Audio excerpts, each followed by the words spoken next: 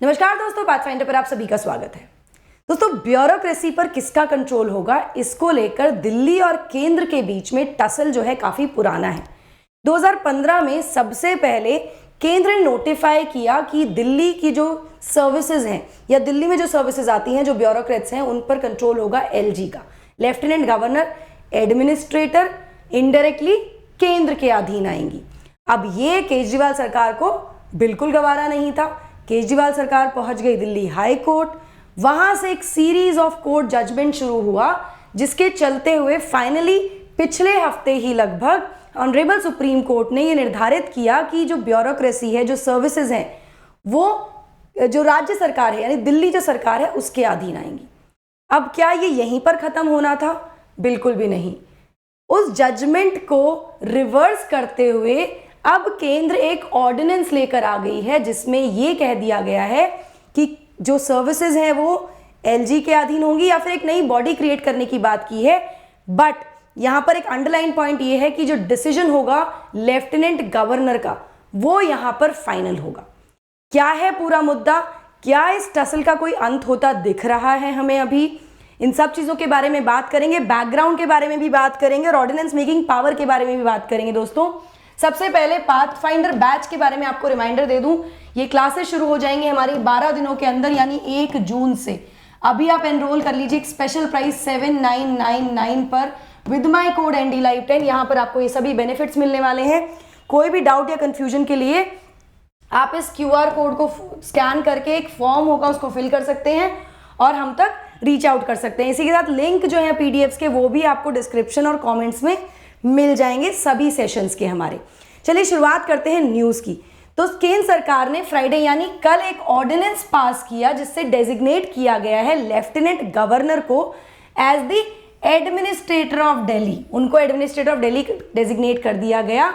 Now this administrator will have the final say on the posting and transfer of all bureaucratic services serving the Delhi government. जो Delhi government को जो भी bureaucrat सर्व कर रहे हैं, उनके ट्रांसफर को लेकर, पोस्टिंग्स को लेकर, मतलब कंट्रोल जो है वो किसके हाथ में चला गया? एडमिनिस्ट्रेटर के हाथ में। एडमिनिस्ट्रेटर कौन है? Lieutenant governor. तो अब ये ऑर्डिनेंस केंद्र सरकार ले आई है ना। सरकार जो government of national capital territory of Delhi amendment ordinance 2023 है, जिसको आप साधारण भाषा में GNCTD के नाम से भी जानते हैं ना, ये क्या है? एक एक्ट है। इसमें ये अमेंडमेंट आया है जो कि कल आया है थ्रू एन ऑर्डिनेंस। ये बेसिकली आया है to nullify last week's ruling by the constitution bench of supreme court. पिछले हफ्ते जो रूलिंग आई थी संवैधानिक बेंच की, जिसमें जो कंट्रोल था ब्यूरोक्रेसी का वो दिल्ली सरकार को दिया था, इसको नलिफाई करने के लिए ऑर्डिनेंस ये लाया गया है। ये जो ऑर्डिनेंस है, जो प्रोमलगेट किया गया है हमारी प्रेसिडेंट द्रौपदी मुर्मू जी के द्वारा, ये बेसिकली अमेंड करता है GNCTD एक्ट 1991 को। तो 1991 का ये एक्ट है, जहां पर दिल्ली को एक स्पेशल या नेशनल कैपिटल टेरिटरी का स्टेटस मिला था। यहां पर गवर्नमेंट की बात हुई थी और बेसिकली लेजिस्लेटिव असेंबली, इन सब चीजों की बात हुई थी ना। इसमें संशोधन कर दिया गया और सर्विसेज को किसके हाथ में दे दिया गया है, किसके अधीन कर दिया गया है? एडमिनिस्ट्रेटर, जो कि LG हैं। ठीक है, यहां पर इस ऑर्डिनेंस के द्वारा ये ऑर्डिनेंस इफेक्टिवली नेगेट कर रहा है 11 मई के ऑनरेबल सुप्रीम कोर्ट के जजमेंट को, जिसने अरविंद केजरीवाल की आम आदमी पार्टी को पावर दे दी थी कि वो लॉज बना सकते हैं और कंट्रोल कर सकते हैं ब्यूरोक्रेट्स को, जो भी दिल्ली गवर्नमेंट के अंडर डेप्यूटेड हैं, जो वहां पर काम करते हैं ना।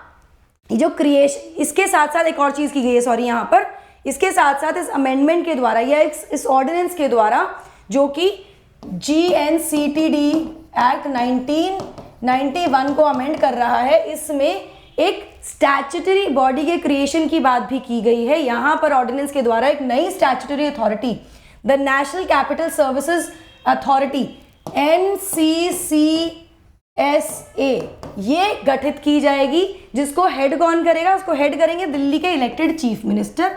लेकिन इसमें साथ साथ कौन होगा? इसमें साथ में होंगे चीफ सेक्रेटरी और principal secretary of home department, यानी 2 ब्यूरोक्रेट्स भी यहां पर आ जाएंगे। तो ये एक बॉडी हुई जिसमें 3 मेंबर्स हुए। ठीक है, नाउ जो NCC SA है वो recommendations देंगे LG को regarding the transfer, posting, vigilance and other incidental matters जो भी यहाँ पर आते हैं। तो बेसिकली अब ये जो बॉडी है जिसमें इलेक्टेड चीफ मिनिस्टर होंगे और 2 ब्यूरोक्रेट्स होंगे which are the chief secretary and the principal secretary of home department, ये रेकमेंड करेंगे LG को regarding the transfer, posting, vigilance and other incidental matters with respect to the services in Delhi, bureaucrats in Delhi. Now यहां पर एक catch है जो कि बहुत इंपॉर्टेंट है आप लोग के लिए समझना कि इस ऑर्डिनेंस के द्वारा LG के डिसीजन को फाइनल कर दिया गया है। कैसे LG का डिसीजन फाइनल? एक तो बॉडी बन गई है NCCSA, ये बॉडी तो क्रिएट हो गई है, लेकिन इसके बाद भी डिसीजन किसका फाइनल होगा? LG का। कैसे? यहां पर मैं आपको बता दूं कि जो भी मैटर्स डिसाइड किए जाएंगे, जो भी मैटर्स पे डिसीजन लिए जाएंगे, उनको मेजॉरिटी ऑफ वोट से लेना होगा of the body. Majority of vote में कौन है? 3 लोग हैं, CM और 2 ब्यूरोक्रेट्स। तो ऐसे में अगर 2 ब्यूरोक्रेट्स CM के अगेंस्ट चले जाते हैं तो डिसीजन कौन सा फाइनल होगा?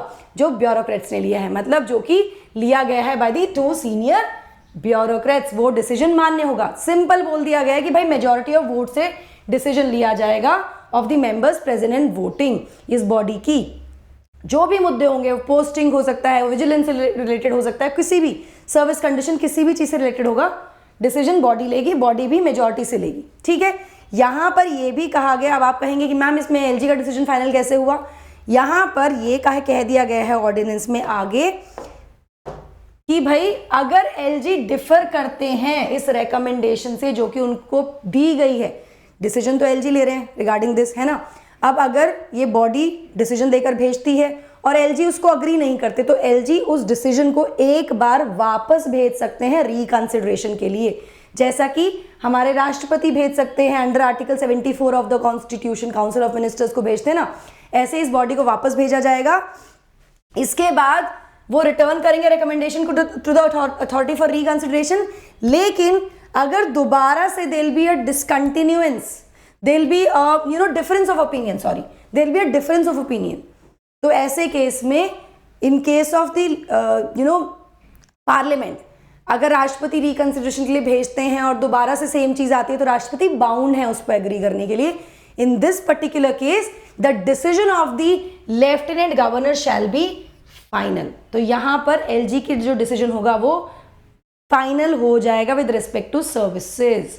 ठीक है, अगर सिंपल भाषा में बोलूं कि भाई एक बॉडी क्रिएट की गई, उस बॉडी में इलेक्टेड चीफ मिनिस्टर हो गए और 2 ब्यूरोक्रेट्स हो गए, सीनियर ब्यूरोक्रेट सेक्रेटरी लेवल के।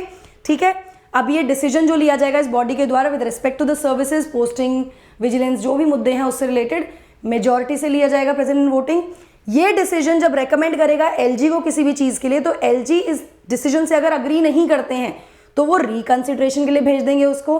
रिकंसिडरेशन के बाद भी अगर कंटिन्यू रहता है डिफरेंस ऑफ ओपिनियन, तो किसका डिसीजन वैध होगा, किसका डिसीजन मान्य होगा? LG का। तो फाइनल से किसकी आ गई? LG की आ गई ना। इससे इफेक्टिवली रिवर्स हो जाता है वो वर्डिक्ट जो कि डिलीवर किया गया था ऑनरेबल सुप्रीम कोर्ट के द्वारा, जिसमें सरकार को फाइनल अथॉरिटी दे दी गई थी इन मुद्दों के ऊपर। ना इतना ही नहीं, इसके आगे ऑर्डिनेंस ने कुछ और नई पावर्स दे दी हैं LG को, not only in terms of transfer and posting of the officials and vigilance matters, but also in terms of governance in Delhi. केवल यहां पर ट्रांसफर, पोस्टिंग, विजिलेंस वाले मुद्दों में एक्स्ट्रा पावर नहीं दी गई है, गवर्नेंस को लेकर भी पावर एक्स्ट्रा दे दी गई है LG को यहां पर, जहां पर डेजिग्नेट किया जाएगा इंडिविजुअल को जो कि ऑक्यूपाई करेगा as the post of LG as the administrator, मतलब इनको एडमिनिस्ट्रेटर की संख्या दे दी गई है। एंड ये एक्ट करेंगे अपने सोल डिस्क्रिशन में in matters beyond the purview of Delhi assembly. कोई भी मुद्दा जो दिल्ली असेंबली के परव्यू से बाहर है, उन मुद्दों पर एडमिनिस्ट्रेटर या फिर LG, जिनको एडमिनिस्ट्रेटर बोल दिया गया है, वो डिस्क्रीट कर सकते हैं, they will have a discretionary से। ठीक है, अपना डिस्क्रिशन यहां पर यूज करेंगे, वो अपने डिस्क्रिशन के अकॉर्डिंग एक्ट करेंगे ना। ऑर्डिनेंस यहां पर कुछ एक्स्ट्रा या स्वीपिंग पावर्स दे रहा है secretary of department to the council of ministers also. इनके पास क्या पावर है, इनके पास ये पावर है कि अगर secretary to the council of ministers का ओपिनियन है कि जो प्रपोजल कंसिडर और डिसाइड किया गया है काउंसिल ऑफ मिनिस्टर के द्वारा वो in accordance of provisions of law नहीं है, मतलब यहाँ पर he will decide, the secretary will decide कि जो काउंसिल ऑफ मिनिस्टर डिसीजन ले रहे हैं ना वो इन अकॉर्डेंस ऑफ लॉ नहीं है, तो वो ड्यूटी है सेक्रेटरी की कि ये काउंसिल ऑफ मिनिस्टर्स के नोटिस में लाएं इस चीज को कि वो ये बात लेफ्टिनेंट गवर्नर को भेजें for a decision thereof. मतलब काउंसिल ऑफ मिनिस्टर्स को डिसीजन ले रहे हैं, सेक्रेटरी ये देखेंगे कि अगर उनको लगता है कि जो डिसीजन है, जो चीज़ें की जा रही हैं वो इन अकॉर्डेंस ऑफ लॉ नहीं है, तो काउंसिल ऑफ मिनिस्टर्स को कहा जाएगा, उनके नोटिस में चीज़ लाई जाएगी कि मुझे लगता है कि इन अकॉर्डेंस ऑफ लॉ नहीं है और इसको आप एलजी को रेफर करो फॉर अ डिसीजन। तो यहाँ पर सेक्रेटरी ऑफ डिपार्टमेंट को भी एडिशनल पावर्स दे दी गई हैं। चलिए बैकग्राउंड देख लेते हैं कि अभी तक हुआ क्या क्या है। 2015 से ये मुद्दा शुरू हुआ और फाइनली इसका जो वर्डिक्ट, जो रिसेंट वर्डिक्ट आया था वो 11 मई 2023 को आया था। इस बीच क्या क्या हुआ है जल्दी से मैं आपको बता देती हूँ। 2015 में यूनियन होम मिनिस्ट्री ने नोटिफाई किया कि जो लेफ्टिनेंट गवर्नर हैं दिल्ली के, उनके पास वो एक्सरसाइज करेंगे कंट्रोल ओवर सर्विसेज पर किसका कंट्रोल होगा, एलजी का कंट्रोल होगा। इस पर दिल्ली गवर्नमेंट ने इसको चैलेंज किया इन दी दिल्ली हाई कोर्ट, जिसके बाद 2017 में दिल्ली हाई कोर्ट ने इस नोटिफिकेशन को अपहेल्ड कर दिया, यानी कि दिल्ली हाई कोर्ट ने केंद्र के फेवर में डिसीजन लिया। ठीक है, ये ध्यान रखिएगा। इसके बाद एक अपील गई, अपील पहुंची to the larger constitutional bench with the same issue कि भाई किसके पास पावर होगी। नाउ 2018 में एक 5 जजेस संवैधानिक बेंच ने, मतलब ऑब्वियसली कॉन्स्टिट्यूशनल बेंच है तो 5 जजेस होगी, जिसको हेड कर रहे थे उस समय के सीजेआई दीपक मिश्रा जी, उन्होंने यूनानिमस वर्डिक्ट के द्वारा ले डाउन किया law that will govern the relationship. एक कानून बनाया गया जो कि गवर्न करेगा relationship between the centre and the state, मतलब दिल्ली एनसीटी। ठीक है, यहाँ पे रूलिंग किसके फेवर में चली गई, दिल्ली गवर्नमेंट के फेवर चली गई। तो अभी क्या चल रहा है, एक टसल चल रहा है थ्रू कोर्ट जजमेंट्स। 2017 में केंद्र सरकार का पलड़ा भारी, 2018 में राज्य का पलड़ा भारी, दिल्ली का पलड़ा भारी, दिल्ली के फेवर में चला गया डिसीजन। ठीक है, 2019 में 2 जजेस आउट ऑफ द 5 जजेस बेंच, जिसमें से justice Ashok Bhushan and AK Sikri, इन्होंने डिलीवर किया एक split verdict on the specific issues of services, जिसमें सर्विसेज का इशू था, वहां पे एक स्प्लिट वर्डिक्ट आया। ये स्प्लिट वर्डिक्ट फिर आगे 3 जजेस बेंच पर गया और उसके बाद इवेंचुअली 5 जजेस कॉन्स्टिट्यूशनल बेंच के पास ये पहुंचा, जिसने ये वर्डिक्ट डिलीवर किया है अभी 11 मई को। नाउ यहां पर हमें समझना होगा कि actually specific bone of contention है क्या, एग्जैक्ट मुद्दा क्या था। देखिए मुद्दा सिंपल है, मुद्दा ये है कि यहां पर जब ये कोर्ट के पास पहुंचा ये सारा मुद्दा, तो डिसीजन क्या था, कोर्ट को ये डिसाइड करना था कि दिल्ली गवर्नमेंट या फिर केंद्र किसके पास लेजिस्लेटिव और एग्जीक्यूटिव कंट्रोल होगा कैपिटल की ब्यूरोक्रेसी पर। यह मुद्दा फाइनल, मतलब अगर सिंपल भाषा में कहें तो यही मुद्दा है कि कोर्ट को ही निर्धारित करना है थ्रू वेरियस जजमेंट्स, जो भी उनके पास पिटिशंस पहुंची, जो भी दिल्ली सरकार पहुंची, केंद्र सरकार पहुंची, कि दिल्ली या फिर केंद्र किसके पास लेजिस्लेटिव और एग्जीक्यूटिव कंट्रोल होगा over the Capitals bureaucracy. Court को इंटरप्रेट करना था clause 3A of article 239AA। 239AA क्या है, special provision with respect to Delhi of the constitution. इस आर्टिकल को, इस क्लॉज को इंटरप्रेट करना था। यहां पर मैं आपको बता दूं इस क्लॉज में क्या दिया गया। इस क्लॉज में दिया गया था, subject to the provisions of the constitution the legislative assembly shall have power to make laws for whole or any part of the national capital territory with respect to any matter enumerated in the state list or in concurrent list, so insofar as any such matter is applicable to union territory except matters with respect to etc etc etc। क्या मतलब हुआ इस बात का, इस article में दिया गया है कि संविधान के अधीन रहते हुए according to the provisions of the constitution Delhi की जो लेजिस्लेटिव असेंबली है वो कानून बना सकती है स्टेट लिस्ट और कॉन्करेंट लिस्ट के सब्जेक्ट्स पर, लेकिन कंडीशन क्या है, except to the matters which are refer to the, जो यूनियन टेरिटरीज को दिए गए हैं उनको छोड़कर, मतलब केवल उन मैटर्स पर जो एप्लीकेबल हो किसी भी यूनियन टेरिटरी में, और वो मैटर्स नहीं जिस पर केंद्र कंट्रोल करता है। यूटी क्या है, बेसिकली राष्ट्रपति द्वारा शासित होती है, एडमिनिस्ट्रेटर होता है। तो यहाँ पर यूटी का जो अधिकार है, जितना सीमित अधिकार यूनियन टेरिटरी पर है उतना अधिकार ही एनसीटी पर होगा। ये इंटरप्रिटेशन है जो कि सरकार ने दी। कोर्ट को यही इंटरप्रेट करना था कि एक्चुअली है क्या मुद्दा ना। यहाँ पर केंद्र का आर्ग्यूमेंट था कि भाई 2018 की रूलिंग में जब वर्डिक्ट दिल्ली सरकार के फेवर में गया था, उस समय कोर्ट ने 2 क्रूशियल फ्रेजेस को एनालाइज नहीं किया था in article 239 AA clause 3 sub clause A। पहली थी insofar any such matter is applicable to union territory, उन सब मुद्दों पे जो कि एप्लीकेबल होंगे यूनियन टेरिटरी में। Delhi is what, a union territory, उसका स्पेशल स्टेटस है बाय 1991 एक्ट, GNCTD एक्ट, है ना, लेकिन यूनियन टेरिटरी है। ये कहा कि भाई ये तो ढंग से एनालाइज की नहीं गई। और दूसरा उन्होंने कहा subject to the provisions of this constitution, जो भी प्रोविजन दिए गए हैं संविधान के उसके अधीन रहते हुए केंद्र का आर्ग्यूमेंट था कि भाई जब किसी भी यूनियन टेरिटरी के पास पावर नहीं है ओवर सर्विसेज, तो दिल्ली के पास भी पावर नहीं हो सकती है, दिल्ली भी ऐसी पावर एक्सरसाइज नहीं कर सकती।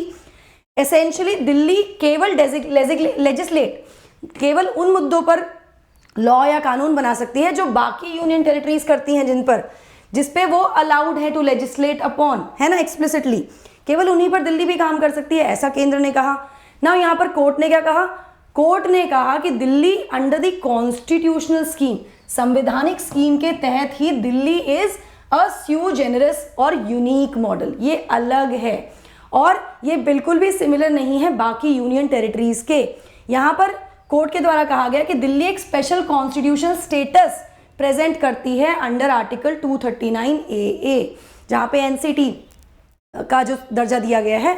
यहाँ पर यह भी कोट किया कि 2018 के जजमेंट में जस्टिस चंद्रचूड़ ने कहा था कि हिस्ट्री और जो बैकग्राउंड में है दिल्ली की उसको ध्यान में रखते हुए ये बिल्कुल फंडामेंटली इनअप्रोप्रिएट होगा to assign to the NCT status similar to other union territories, कि जो NCT का स्टेटस है वो सिमिलर कर दें उसको हम यूनियन टेरिटरीज के, हिस्ट्री और बैकग्राउंड देखते हुए दिल्ली का, ये कहा गया था। जिसके बाद जो जजमेंट था वो किसके फेवर में गया था? In the favour of Delhi government here.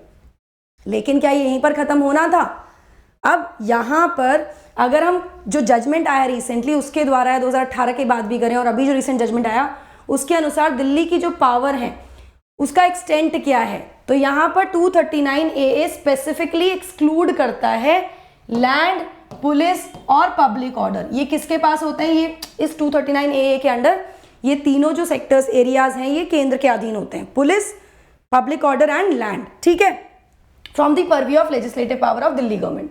Delhi government इस पे कानून नहीं बना सकती, लेकिन कोर्ट ने एक्नॉलेज किया कि भाई ये तीनों मुद्दे हैं ना, इनका कुछ ना कुछ ओवरलैप है सर्विसेज के साथ, ये सर्विसेज का ओवरलैप करती हैं। यहाँ पर यह भी कहा गया कि लेजिस्लेटिव और एग्जीक्यूटिव पावर जो है इस तरह की सर्विसेज पर, जैसे कि IAS हो गया या फिर जॉइंट कार्ड ऑफ सर्विसेज हो गए, जो कि रेलेवेंट है, जो कि आवश्यक है for the implementation of policies and vision of NCT of Delhi in terms of day to day administration of the region, ये किसके साथ होनी चाहिए? दिल्ली के साथ होनी चाहिए, क्योंकि ये सर्विसेज असेंशियल हैं या फिर उनकी आवश्यकता है। दिल्ली में जो भी पॉलिसीज बन रही हैं, जो भी एडमिनिस्ट्रेटिव चीज़ें हैं डे टू डे की, उनके इम्प्लीमेंटेशन के लिए तो भाई किसके हाथ में कंट्रोल होना चाहिए? वो दिल्ली के हाथ में होना चाहिए, ऐसा कोर्ट के द्वारा यहां पर कहा गया। लेकिन ऑर्डिनेंस लाकर केंद्र सरकार ने इसको पलट दिया है फिलहाल के लिए। अब मैंने क्यों कहा फिलहाल के लिए? इसके पीछे एक रीजन है। क्विकली मैं आपको बिफोर वी वाइंड अप मैं ऑर्डिनेंस मेकिंग पावर के बारे में बता देती हूँ राष्ट्रपति की। तो ऑर्डिनेंस मेकिंग पावर जो है हमारे संविधान के आर्टिकल 123 में दी गई है, जहां पर राष्ट्रपति प्रोमलगेट कर सकते हैं ऑर्डिनेंस को। ये जो ऑर्डिनेंस मेकिंग पावर है हाईली एग्जीक्यूटिव पावर है और ये लिमिटेड है जब पार्लियामेंट सेशन में नहीं है, मतलब पार्लियामेंट संसद का सत्र नहीं चल रहा है, दोनों में से कोई भी सदन नहीं चल रहा है, सत्र नहीं चल रहा है, ठीक है, पार्लियामेंट सेशन में नहीं है, तो प्रेसिडेंट ऑफ इंडिया के पास ये स्पेशल पावर है लॉ मेकिंग की। नाउ यहाँ पर जो ये पावर है ना under 123, it is not a discretionary power, it comes under article 74 aid and advice of the council of ministers. इसीलिए मैंने आपको कहा कि ये जो पावर है ये हाईली एग्जीक्यूटिव पावर है, एग्जीक्यूटिव अथॉरिटी की पावर है, ठीक है। यहाँ पर ये प्रोमलगेट कर सकते हैं जो भी चीजें लानी हो, कोई लॉ, मतलब लॉ मेकिंग पावर है जहाँ पे प्रोमलगेशन होता है ऑर्डिनेंस का, जब दोनों houses of the parliament are not in session, और इस तरह इस समय ये कानून बनाए जा सकते हैं, जो कि अभी ऑर्डिनेंस आया है। यहाँ पर मैं आपको बता दूं कि जो पावर है इसकी एक शेल्फ लाइफ है, वो शेल्फ लाइफ क्या है? 6 months एंड 6 weeks। अब मैं ये क्यों कह रही हूं? क्योंकि भाई जैसे ही पार्लियामेंट रिज्यूम करेगी सेशन अपना, पार्लियामेंट के सत्र शुरू होंगे, सेशन स्टार्ट होंगे दोनों में से किसी भी हाउस के, उसके 6 हफ्ते के अंदर अंदर इस ऑर्डिनेंस को पास होना जरूरी है फ्रॉम दी पार्लियामेंट। फिर आप कहोगे मैम 6 महीने क्यों? क्योंकि मैक्सिमम गैप जो हो सकता है 2 सत्रों के बीच में, 2 सेशंस के बीच में पार्लियामेंट के, वो 6 महीने का हो सकता है। तो अगर मैक्सिमम गैप भी होगा तो 6 महीने का गैप, और जैसे ही रिज्यूम होंगे सेशन उसके 6 हफ्ते के अंदर इस ऑर्डिनेंस को पास होना जरूरी है दोनों सत्रों के द्वारा। और अगर ये अप्रूव नहीं होता है विद इन द पीरियड, या जो भी टाइम दिया गया इस फ्रेम में 6 हफ्ते के अंदर, अगर सपोज करो पहले राज्यसभा आती है फिर लोकसभा के आने के 6 हफ्ते के अंदर, तो ऑर्डिनेंस प्रोसीजर यहीं पर रुक जाएगा, मतलब ये कानून यहीं पर रुक जाएगा, फिर ये पारित नहीं होगा। हाँ, यहाँ मैं आपको बता दूं कि ऑर्डिनेंस का जो मतलब ऑर्डिनेंस वापस भी लिया जा सकता है राष्ट्रपति के द्वारा किसी भी समय, ठीक है। तो this is about what has happened in Delhi. I hope आपको ये अच्छा लगा हो दोस्तों। पाथफाइंडर की टेस्ट सीरीज, मेंस और प्रीलिम्स टेस्ट सीरीज से आप जुड़ सकते हैं, डिस्क्रिप्शन बॉक्स में सारी डिटेल्स गिवन है। This is our team pathfinder, जो आपके साथ हमेशा होंगी आपकी तैयारी में। हिंदी मीडियम बैच हमारा 15 जुलाई से शुरू हो रहा है, इसके लिए भी आप एनरोल कर सकते हैं with my code NDLive10। Perspective से भी आप जुड़ सकते हैं हमारे साथ। हिंदी माध्यम से कैसे बने टॉपर, इस संबंध में एक वीडियो ऑलरेडी प्लेटफॉर्म पर है, आप उसको जाकर चेक कर सकते हैं। इसी के साथ हमारे सभी चैनल को सब्सक्राइब करने के लिए आपको स्कैन करना होगा इस QR कोड को, और इन चैनल्स के माध्यम से आपको सारी information related to the courses, batches, सब कुछ आपको मिल जाएंगी। कोई भी डाउट या कंफ्यूजन के लिए आप हमें रीच आउट कर सकते हैं from the form that which is given in the description box. So that's it from my side. I hope you like the session. Don't forget to like, share and subscribe to the channel, and also hit the bell icon so that you get notifications about the latest updates. Thank you so much. God bless. Take care.